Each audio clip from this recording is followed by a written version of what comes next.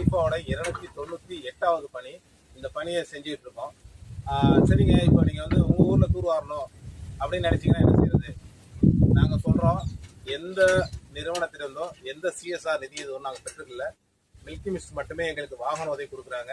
வாகனத்துக்கான அந்த மெயின்டெனன்ஸ், அதாவது அந்த பணியை செய்கிறதுக்கான அந்த தேய்மானத்தை சரி பண்ணி கொடுக்குறாங்க. இப்போ தொடர்ந்து தமிழ்நாடுலாம் பயணிச்சுட்டு இருக்கோம்.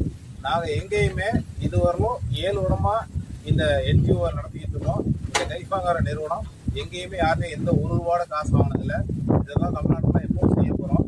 டிரான்ஸ்பரன்சியாக எங்கள் நிறுவனத்தோட வேலையை செய்யும். யாரும் வேணாலும் எப்போ வேணாலும் போட்டிங்கன்னா கண்டிப்பாக நாங்கள் தூர்வாரம் தயார். அப்படி நீங்கள் எங்களுக்கு ஏதாவது சப்போர்ட் பண்ண நினச்சிங்கன்னா கூட நீங்கள் எங்களுக்கு வந்து எரிபொருளாகவும் மிஷினாகவும் கொடுத்தா போதும்.